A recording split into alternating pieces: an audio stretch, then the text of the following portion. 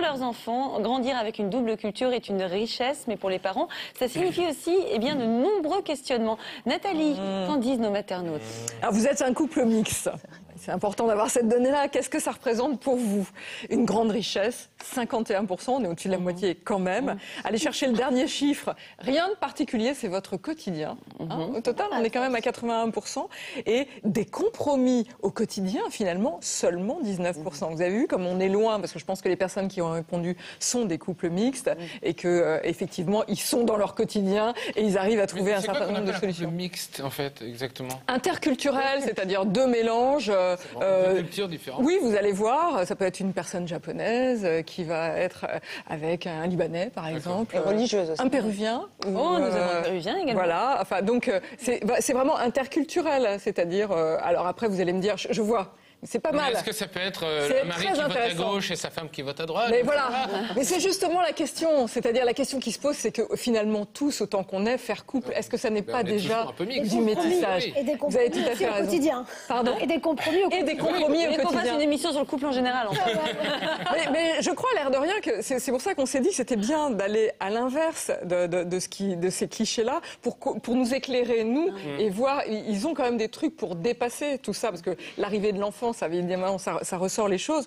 Moi, je voulais juste vous rappeler un film qui s'appelle Qu'est-ce qu'on a fait au bon Dieu, quoi, qui est un film qui a changé la donne quand même, pas uniquement parce que cette famille accueille des couples mixtes avec leurs enfants, mais tout simplement parce qu'on s'aperçoit que le couple qui finalement a peut-être le plus de problèmes, c'est bien le couple des parents entre eux. Et que donc là, il y a déjà un contre-pied. Et finalement, si le film a bien marché, c'est parce que, évidemment, ça rigole, etc. Ça appuie aussi sur des clichés, mais que les choses sont renversées. Et en effet miroir, ça a très bien fonctionné. Ça a inversé la donne dans la presse. Regardez le titre du Move qui dit « Et si on faisait l'éloge de la différence ?» Parce que oui, il y a des efforts de médiation, il y a l'observation de l'autre, apprendre à s'écouter. Vous voyez que tout ça résonne un petit peu pour le couple en général. Oui, tout à fait, Nathalie. Alors, quelle question particulière? Et vous savez, j'ai quand même oublié une chose essentielle. Bien sûr que ce sujet, on l'aime à la rédaction des maternelles, mais on l'aime bien aussi.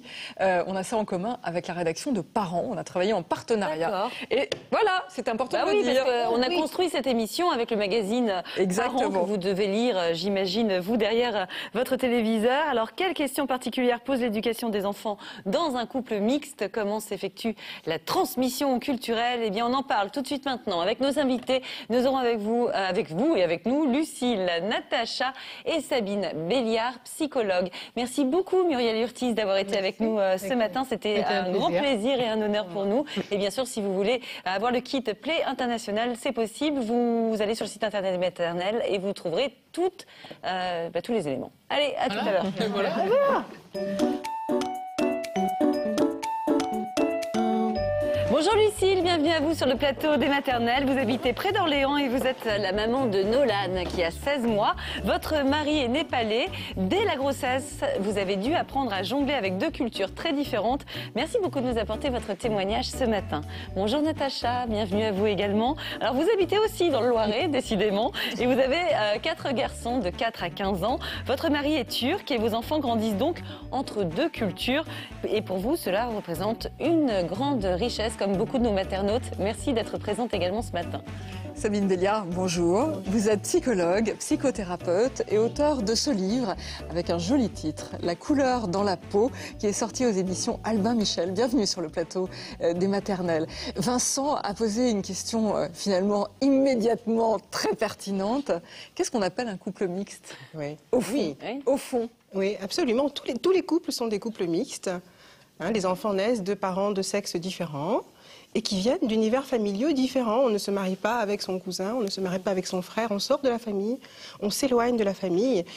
L'interdit de l'inceste, le tabou de l'inceste, et c'est comme ça qu'on fait couple. Donc tout couple est un couple mixte, mais effectivement, pour certains, la distance est plus grande, il y a une différence de langue, géographique très grande, et là, plus la distance est grande, plus on commence à identifier certains couples comme couples mixtes, mais j'y tiens quand même, tout couple est un couple mixte.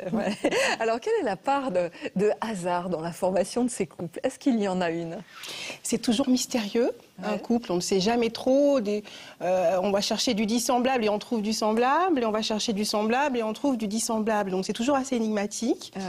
Ceci étant, dans mon expérience, moi je trouve que souvent dans les couples dits mixtes, il y a quand même une attirance pour ce qu'on ne connaît pas, une ouverture nouvelle, des possibilités de vivre la vie autrement, de trouver des réponses différentes à ce qu'on a connu dans sa famille. Une curiosité intense. Absolument, vraiment, de trouver d'autres réponses et de sortir du même. Selon vous, c'est une chance, une difficulté? Moi, je trouve que c'est surtout une chance. Alors déjà parce que, alors une difficulté on verra, mais une chance parce que déjà de toutes les façons il faut des identifications maternelles et paternelles pour faire un être humain, pour faire un humain psychiquement. Une chance parce que plus les supports seront variés, riches, plus ce sera de solutions dans la vie. En cas de tristesse, on peut écouter du Brassens et puis on peut écouter du djembé par exemple pour un enfant de couple mixte. Et pour les enfants, voilà, ouais, c'est ça, c'est pour les enfants, on est bien d'accord. Voilà, absolument, un enfant de couple mixte, en fait, ça lui ouvre une palette. Voilà, complètement. C'est ça. Ouais. Très bien résumé, Nathalie. Bon, écoutez, moi, voilà, la couleur de la peau, ça m'inspire. Ouais. Alors, Lucille, je rappelle que vous êtes la maman de Nolan, son papa que vous avez rencontré en Angleterre et népalais.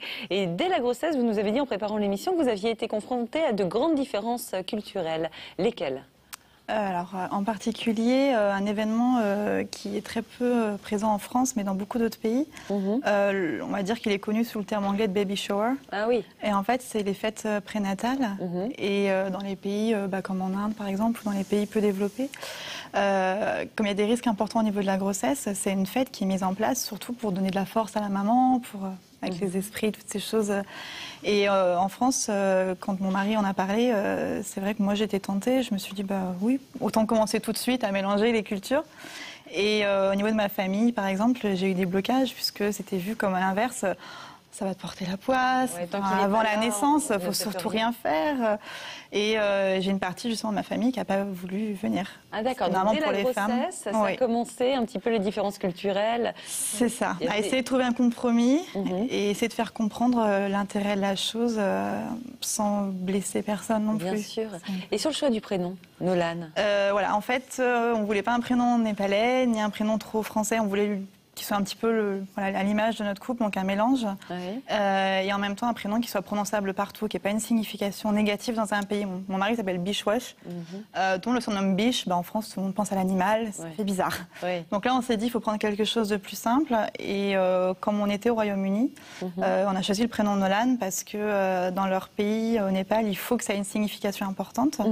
Et là ça signifiait le petit champion, le petit héros. Donc ça avait de la force, c'était un prénom avec de la force et du dynamisme. Ça a plu à votre mari et ça vous a plu à vous. C'est ça, et ça a été accepté, pas tout de suite, mais ça a été accepté après par ma belle famille au Népal. Donc, aussi. Donc on a fait ça, puis après il a en deuxième prénom Louis, parce que dans ma famille il y a des Louis, et puis en troisième prénom Bhakta, qui est un prénom typiquement népalais de la famille de mon mari. Donc comme ça. Une belle synthèse. Voilà. D'où l'intérêt d'avoir 3 prénoms, effectivement, ça met tout le monde d'accord. Alors Natacha, vous êtes la maman de 4 garçons qui ont entre 4 et 15 ans. Pour le premier Bakel, vous avez eu droit à un petit rituel, je crois, qui vous a surpris. Racontez-nous. Alors, chez eux, ça a commencé à la maternité. Oui. Ils sont arrivés, mes beaux-parents, dans la chambre, tout doucement. Bon, je me suis dit, c'est comme tous les grands-parents, ils viennent voir le nouveau-né. Sauf que... Grands-parents turcs, hein. Voilà.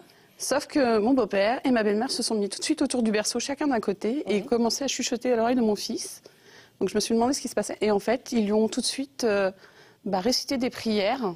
Et voilà, pour le protéger. Et ils m'ont prévenu que ma belle-mère repasserait un peu plus tard. Parce que comme c'était mon premier-né et en plus un fils, il y aurait un bain un peu spécial. Et je me suis retrouvée avec ma belle-mère et ma belle-sœur en train de baigner mon fils dans de l'eau et plein de bijoux en or. Waouh.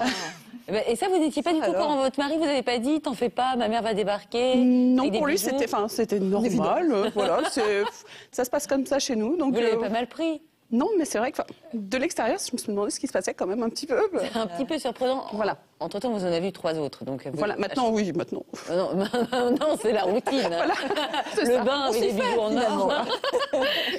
Et comment vous avez choisi justement les prénoms de vos enfants? Alors, les prénoms, on a surtout fait un mixte. Dites-nous comment ils s'appellent déjà. Alors, l'aîné, c'était Clairenet, c'était le surnom du papa. D'accord. Donc, c'est pas turc, c'est... Voilà, c'était voilà.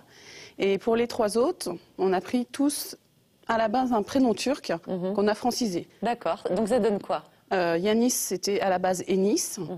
Iliane, c'était à la base Ilan. Ouais. Et Sinan, c'est... Non, c'est Sinan. Lui, non, j'ai beau chercher, je crois que c'est une création. Voilà, c'était sûr, c'était ça. Et oui, la créativité des couples mixtes. Ça va être intéressant d'aborder ça aussi. Sabine Béliard, qu'est-ce que ça représente, l'arrivée d'un enfant dans ces couples? Oui. Dès la grossesse, hein, déjà. Oui. Alors, ça dépend vraiment des couples. Hein. Je ne suis pas sûre qu'il y ait vraiment une généralité. Ouais. Comme dans tous les couples. Est-ce que l'enfant ne focalise pas, ne met pas en exergue, en relief, si vous voulez, plus exactement, les différences?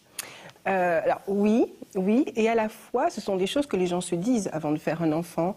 Ils s'imaginent. Plus ou moins, là. Ils s'imaginent. Ils s'imaginent qu'ils se le disent ou pas, si ce sera possible ou pas. Souvent, quand ils vont jusqu'à faire un enfant, à moins que ce soit un accident, ils l'ont choisi. Quelque part, ils ont eu l'idée que d'une façon ou d'une autre, ils arriveraient à faire lien.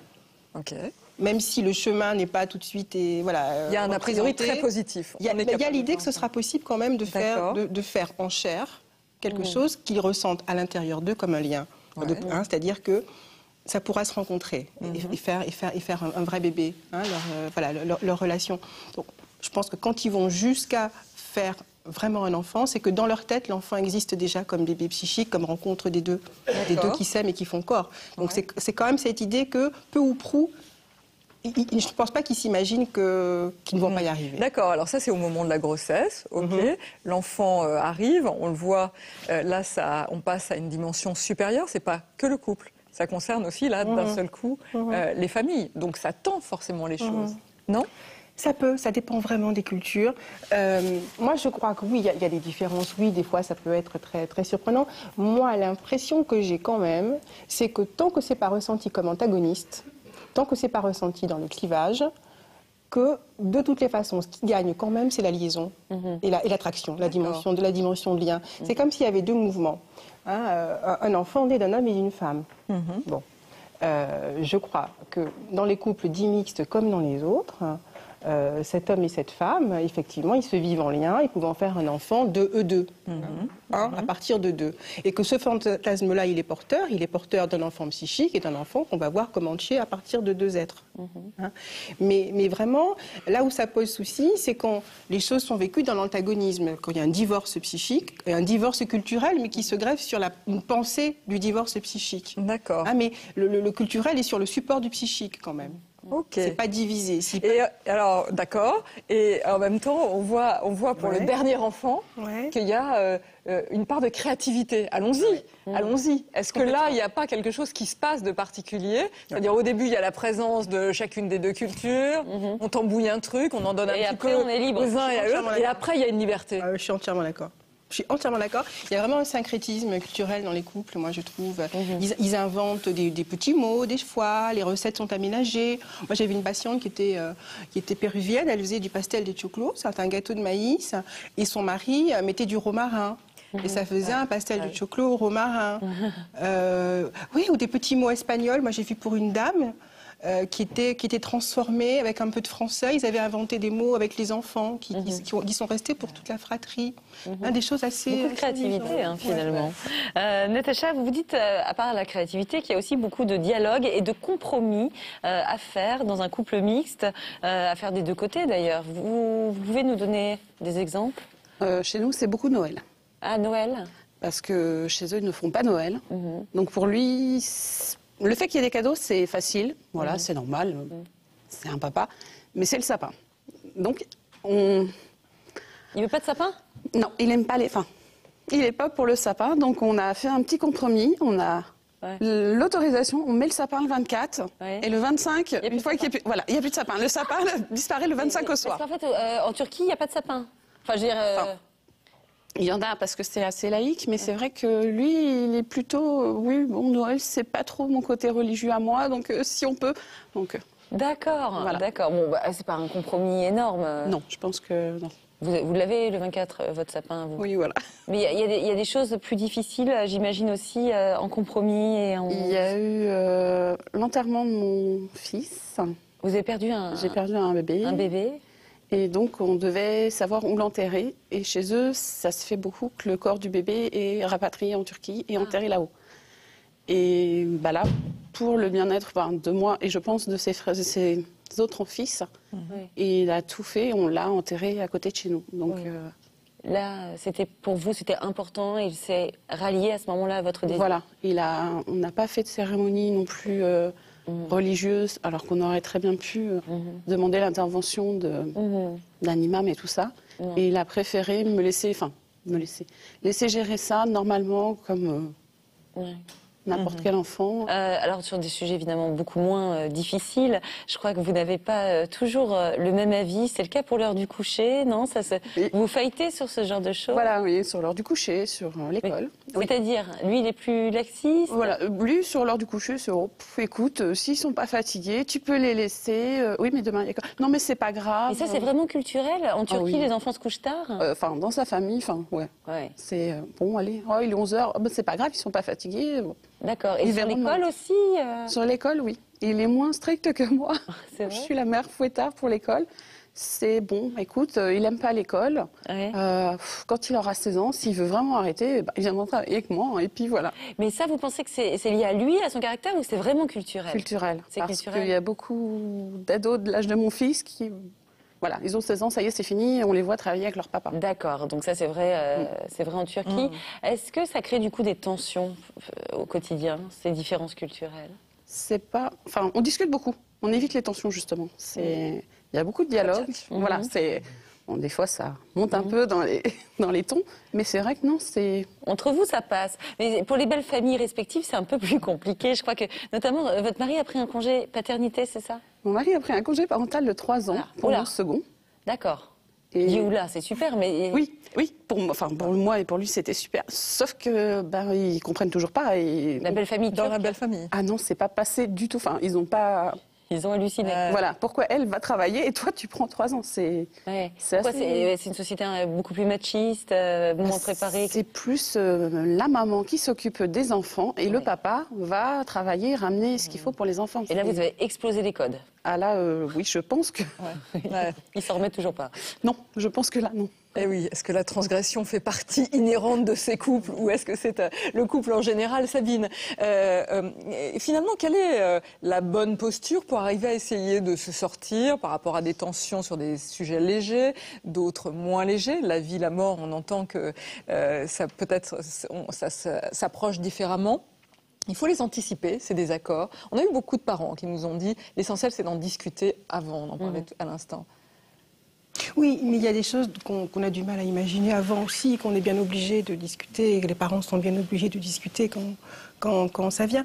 Mais donc c'est pas tant la liste des sujets, une posture. Quelle posture? Oui. Non, mais je crois vraiment qu'il n'y a pas de généralité, que vraiment ce qui va être le plus important pour l'enfant, ça va pas forcément être telle particularité culturelle qui va être appliquée ou pas, que le sens qui va être mis pour les parents derrière ce choix. C'est-à-dire que ce qui va organiser, structurer l'enfant psychiquement, c'est la différence de génération, la différence des sexes, de pouvoir ne pas rester tout le temps avec sa mère et à un moment donné devenir un être autonome. Si les projets communs psychiques sont convergents, je pense qu'après, il y a plein de façons différentes dans le particularisme d'appliquer des choses. Et là, les parents, je pense, peuvent trouver un accord sur la manière, si sur le fond, leur projet psychique est commun. C'est-à-dire que ce qui va l'emporter, c'est pas la manière de faire sa cuisine, là, mais c'est le projet derrière ce plat, derrière ce concret objectif, presque accessoire. Enfin, je veux pas dire accessoire, voilà. Mais voilà, il y a plein de manières de faire, de toutes sortes de palettes différentes pour un même projet, grand projet commun. Et on peut s'aménager, les gens s'adaptent, voilà. En même temps, vous parlez, moi je l'entends comme ça, comme une maturité de couple absolue. J'ai l'impression qu'il faut au moins une vie pour arriver à ça. Et en même temps, quand il continue d'y avoir de la friction, qu'est-ce qui se joue là? Quand ça, vous dites que bon, si on est d'accord sur le sens, finalement tout ça, l'un dans l'autre, etc. Et quelquefois, non. Oui. Quelquefois, il y a peut-être eu le sens, mais finalement, est-ce que ça cache pas autre chose? Oui, ce qui est compliqué, c'est de savoir ce qui est culturel et ce qui l'est pas et ce qui est psychique. Moi, j'ai le souvenir d'une maman comme ça, qui gardait avec elle à dormir son petit garçon et qui m'expliquait que dans sa culture, c'était comme ça, et que les enfants restaient avec la maman très tard. Et en fait, en discutant avec le couple plus tard, j'ai compris que ça faisait 30 ans qu'elle vivait en France, qu'ils avaient vraiment adapté plein de choses de la culture et qu'en fait, elle avait du mal, comme beaucoup de mamans, à se séparer de son petit gars. Donc c'était psychique et pas culturel. Mais l'argument culturel faisait que tout le monde freinait à toucher la chose. Voilà. Ah oui, c'est culturel, on va quand même rien faire. Et ça peut faire écran parfois. Hein. Voilà, et il continuait tranquillement à dormir avec sa maman puisque c'était culturel. Alors qu'en fait, elle avait du mal à... oui, une vraie envie de mère. Mais oui, elle avait du mal à se séparer de son petit garçon et... Voilà, et puis ça a pu être abordé, et remettre de l'espace sans se cramponner aux idées culturelles. On parlait des compromis qu'avait dû faire Natacha dans son couple. Est-ce que vous aussi, il y a eu beaucoup de compromis, Lucille? Je pense notamment à Noël. Je crois que c'était un sujet aussi chez vous. Oui, il y a des sujets communs. Oui, Noël, justement, pour mon mari... déjà, ils font pas Noël. Et surtout, alors moi, c'est pas le sapin. Nous, c'est le Père Noël. Ah, il ne veut pas avoir le Père Noël en peinture? Non, en fait, pour lui, c'est simplement que c'est ridicule de faire croire des choses à des enfants. Ah oui? Et que c'est pas un manque de respect, mais presque, en fait. On n'arrête pas de dire à quel point les enfants sont intelligents, qu'ils comprennent tout. Ouais. Et là, nous, on leur met des trucs en tête avec un Papa Noël qui va venir, qui va voler dans le ciel. Enfin, et il me dit, moi, non, je suis désolée, non, j'y crois pas, quoi. Mais ça n'existe pas, le Papa Noël, là-bas? Déjà, en fait, ils n'ont pas le Papa Noël. Noël n'existe pas non plus. C'est deux fêtes, deux choses qui n'existent pas. Et donc ça lui paraît totalement absurde. Absurde, vraiment. Et c'est même pas d'ailleurs de dire je suis contre parce que, non, j'aime pas. C'est vraiment... Mais comment vous est venue cette idée un jour de... Bande de zinzin, quoi. C'est ça. Enfin, Pâques avec des cloches qui... D'accord. On me dit non mais c'est quoi le prochain? Enfin c'est un peu alors, ça. Comment vous faites? Et en fait on a fait un compromis parce que moi je lui ai expliqué que à l'école on allait avoir des problèmes s'il allait se mettre à raconter à tout le monde. On va être convoqués, il y aura tous les autres parents qui vont nous attendre. J'ai dit non, pour s'intégrer, ça va pas être très bien là. Et donc, pour l'instant, il est encore petit, mais cette année, on lui a quand même expliqué que il y en a qui disent que, on va dire que c'est nous, il y en a qui disent que le Papa Noël, il existe, qu'il apporte des cadeaux si on est sage. Après, il est très très occupé, donc nous aussi on peut, si on trouve que tu as été très gentil, ou papy mamie peuvent aussi t'offrir un cadeau. Puis toi aussi, si tu as envie d'offrir un cadeau à quelqu'un, tu peux. On a changé ça dans le sens où il y en a qui parlent du Père Noël, mais on en a fait une fête plus large, de générosité, générosité envers les autres et que ce soit pas juste par le Papa Noël que ça passe. En fait. Et on parlait également de tout ce qui était dormir avec son enfant, tout ça. Là encore, il y a eu des compromis à faire du côté de chez vous. Oui, parce qu'il a bientôt 1 an et demi et dès qu'il est un peu malade, qu'il a les dents, enfin bon, dès qu'il y a quelque chose qui ne va pas, papa le ramène aussitôt. Alors, le mieux, c'est dans le lit parapluie qui est toujours ouvert au bout de notre lit. Il a beau avoir sa chambre, son lit, c'est le lit parapluie est resté ouvert au cas où. Et sinon, s'il ne s'endort pas très rapidement, dans le lit avec nous parce que tu comprends, c'est difficile. Mais pourquoi? Parce que lui-même a dormi avec ses parents? Oui, jusqu'à l'âge de 6-7 ans, ils étaient tous dans la même chambre. Donc, pour lui, ça lui paraît normal. Et en même temps, la seule fois où mes beaux-parents sont venus chez nous, j'ai eu beaucoup de friction avec ma belle-mère, puisque justement, je le couchais à peine, qu'il hurlait. Elle le retirait de derrière mon dos, elle le reprenait. Je disais non, il faut qu'il s'endorme tout seul. Oh non, mais non, c'est pas bon pour les enfants, ça leur crée du stress, il faut qu'ils s'endorment. Avec les parents. La détente et tout. Et là, c'était un peu la confrontation entre la culture gérée plus française, où on estime que on doit continuer notre vie, et puis les enfants s'adapter plus. Alors que chez eux, c'est vraiment plus l'inverse, et l'émotionnel est très important. Et ce pauvre petit être qu'on laisse là, alors qu'il pleure et qui va pas bien, c'est pas en le laissant tout seul qu'on va lui apprendre à avoir confiance. Et mon mari m'a très gentiment dit, enfin, regarde, au bout de 6 ans, j'ai eu aucun problème pour dormir tout seul un jour ou l'autre. Et notamment avec toi. Donc, comme quoi, en relativisant, c'était peut-être pas la fin du monde. Et que, donc, chacun a bougé un peu par moment ses lignes. Mais ça reste quand même souvent où je me défends, puisqu'en plus, quand il est dans notre lit, il vient sur mon oreiller, il prend ma place. D'accord, donc ça reste un sujet de friction, je l'entends. Exactement. Alors, comment ça se passe, la transmission d'une double culture à ses enfants? Eh bien, Amandine Janik est allée rencontrer une famille franco-japonaise à Paris pour voir quel rapport les enfants entretiennent avec le Japon.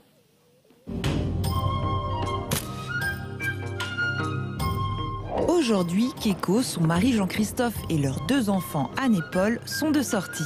Ils vont voir l'exposition sur le studio d'animation créé par le réalisateur japonais Miyazaki. Le voyage de Chihiro, Princesse Mononoke, ces films sont connus de nombreux enfants, mais pour Paul et Anne, cette visite est l'occasion de se plonger dans la culture d'origine de leur maman. Ça s'appelle comment ça? Kotatsu? Kotatsu. Kotatsu, c'est ça, hein? Kotatsu. Donc l'hiver, en fait, ils mettent ces espèces de couvertures et tu mets tes jambes dessous, parce que sinon, et c'est tout chaud, quoi. Je suis fière de montrer mon pays, ma culture à travers ce genre d'exposition. C'est très important. La visite dure plus d'1 heure, mais les enfants n'ont pas l'air de trouver le temps long. Ça vous a plu? Ouais, ça m'a plu, c'est intéressant, c'est sympa, parce que c'est un peu les paysages qu'on vit au Japon, donc c'est cool, Yes. Ouais, c'est beau. Et toi? Comme si on est au Japon. Hein. Keiko vit à Paris, mais elle est née à Tokyo. Elle vit à plus de 9000 km de sa famille. Mais ce n'est pas une raison pour priver ses enfants de liens avec leurs grands-parents maternels. Régulièrement, ils appellent leur grand-mère au Japon. Hi, genki, Oba-chan. Genki. J'aime bien voir ma famille au téléphone parce que ça fait très longtemps que je ne les ai pas vus et entendus. Pour qu'ils puissent communiquer avec leurs grands-parents, Keiko a appris le japonais à ses enfants. Mais ils ne sont pas scolarisés dans une école bilingue. Je voulais mettre idéalement dans une école internationale, quand même, pour pouvoir suivre donc 2 cultures. Mais d'abord, c'était loin de chez nous. Et aussi, financièrement, c'était pas évident. Donc là, forcément, à ce moment-là, école publique. Parfois, on se sent un peu coupable au fur et à mesure. Est-ce que, bon, c'est dommage, est-ce qu'on a tout fait finalement pour eux? Mais voilà, c'est pas évident. Cette année, Anne a tout de même choisi le japonais en 3e langue. Ça m'intéresse de plus en plus d'apprendre le japonais. Parce que déjà, il y a ma grand-mère là-bas, donc quand j'y vais, je peux parler avec elle et on se comprend, donc c'est bien. Et en plus, ça me remonte ma moyenne, donc c'est bien. Voir Anne se prendre d'intérêt pour la culture japonaise est une belle satisfaction pour Keiko, car ce n'était pas gagné d'avance. C'est vrai que il faut pas être désespéré. Il faut continuer en douceur, parce que avec forcing, ça va nulle part. C'est donc au fil du temps que la culture japonaise a imprégné les enfants. Jean-Christophe s'y associe pleinement. D'ailleurs, il s'est inscrit avec Paul à des cours de Shambara, un art martial proche du kendo. Pour moi, c'est une façon un petit peu de mieux connaître la culture de ma femme à travers cette discipline-là et puis les disciplines des arts martiaux. C'est un moment assez privilégié pour nous deux. Voilà. On y prend beaucoup de plaisir ensemble. Et c'est vrai que Paul aime bien se prendre pour un samouraï. C'est un sport où je fais des combats et j'adore ça. C'est beaucoup mieux que le foot, je déteste le foot. Il apprend un petit peu l'étiquette japonaise. Là, on a vu des enfants qui courent un peu dans tous les sens. Mais lorsqu'on fait les saluts à la fin, c'est quand même important. Enfin, ils doivent se mettre dans un moule, comme c'est totalement obligatoire au Japon. Donc c'est une façon, moi, de le voir un petit peu évoluer non pas dans une culture japonaise, là on est en France, mais en tout cas de l'imprégner un petit peu plus cette culture-là.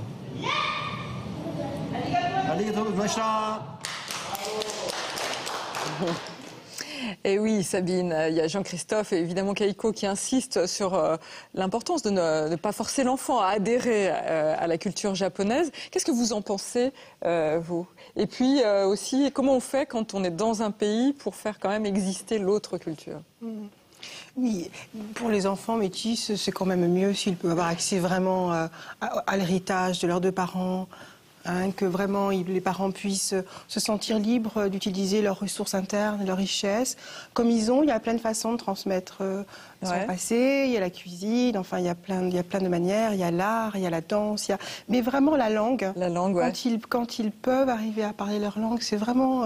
les enfants apprécient beaucoup. Moi, j'ai vu beaucoup d'adolescents qui regrettaient beaucoup de ne pas parler la langue de leur père ou de leur mère, qui me l'ont dit.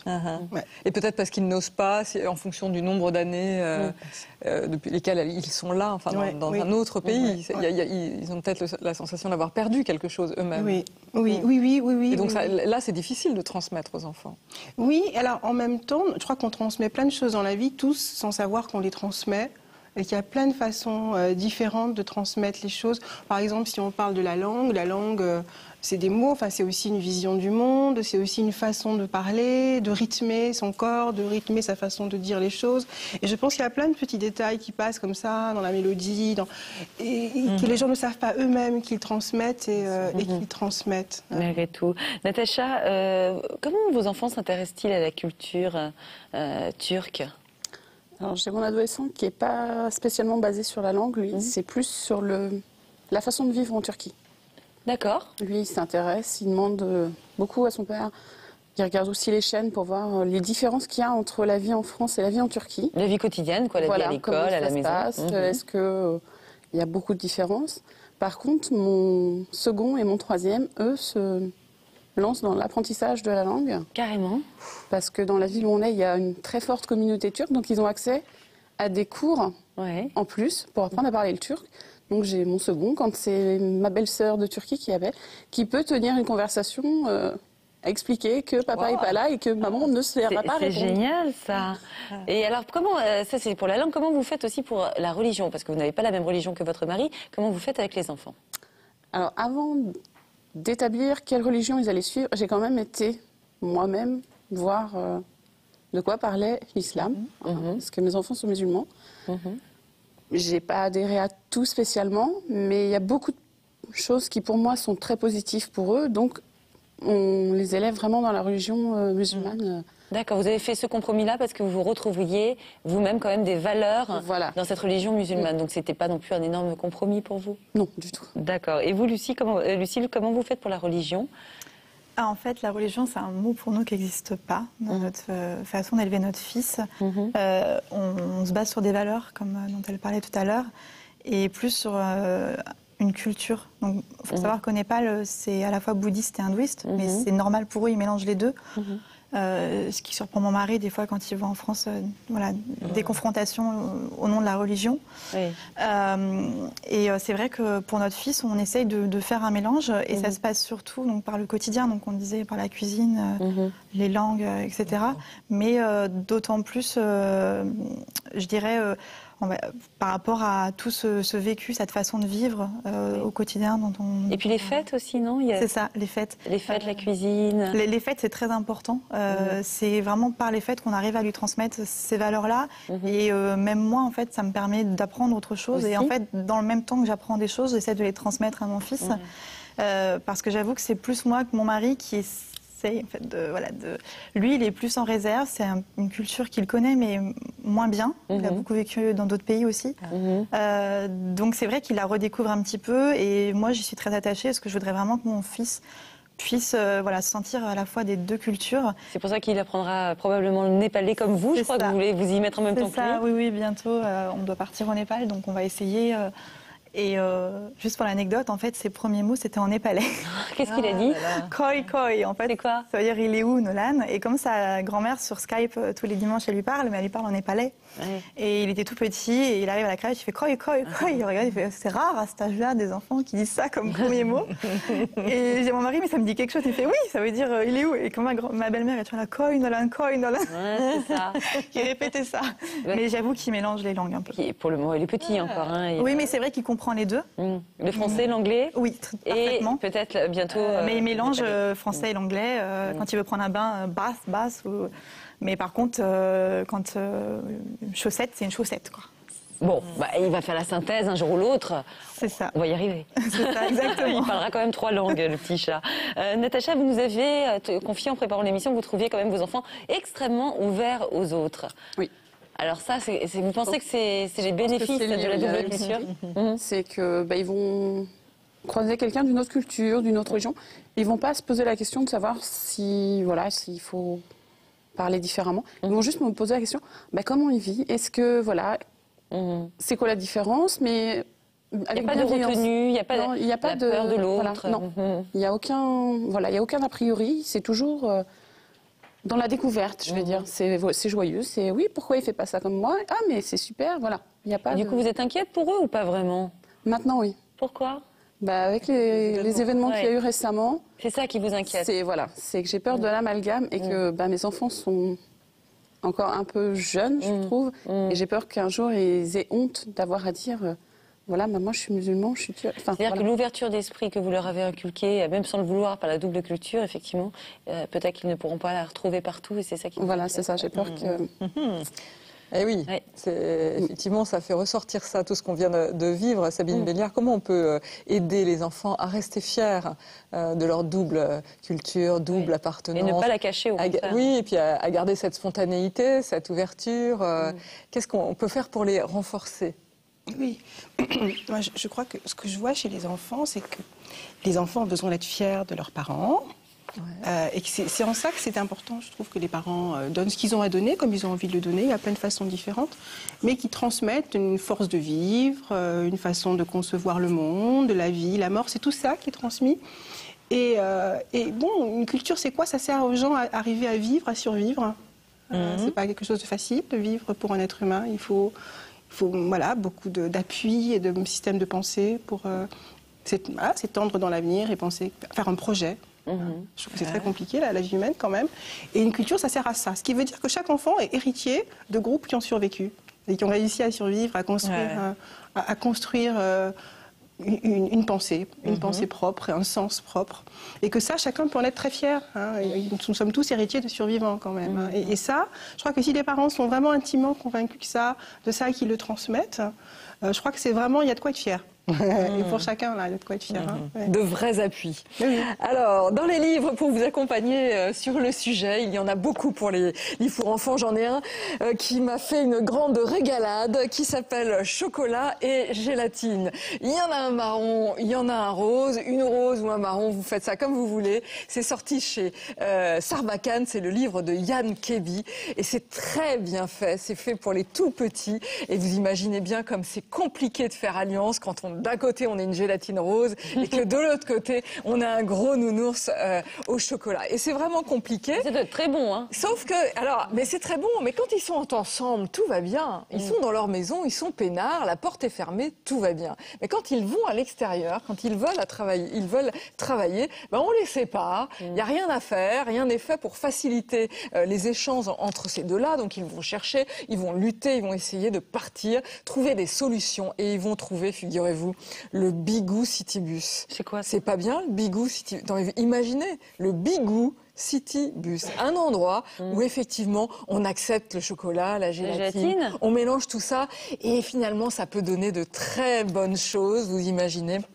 Ils arrivent, évidemment, ça donne des enfants, chocotine et gélaco, mélange des mots, créativité, vraiment, c'est totalement jubilatoire. Je voulais terminer avec le livre de la personne que vous avez vue dans le reportage, Jean-Christophe Bizella. Ça s'appelle « Vivre le couple interculturel ». Il a eu le besoin d'écrire ce livre parce qu'il s'est senti totalement démuni. Et alors, c'est marrant parce que lui, il a fait la liste des grands sujets, non pas par thématique, dans le détail, etc., mais la communication, le rapport aux parents, les grandes fêtes, la religion, etc. Et il fait un va-et-vient et comment aborder ça avec sa compagne. Super bouquin. Merci beaucoup Nathalie. Merci également à vous Lucille et Natacha pour vos témoignages ce matin. Un grand merci à Amandine Janik d'avoir préparé ce dossier et également à vous Sabine Béliard. Vous restez avec nous pour la suite de cette émission.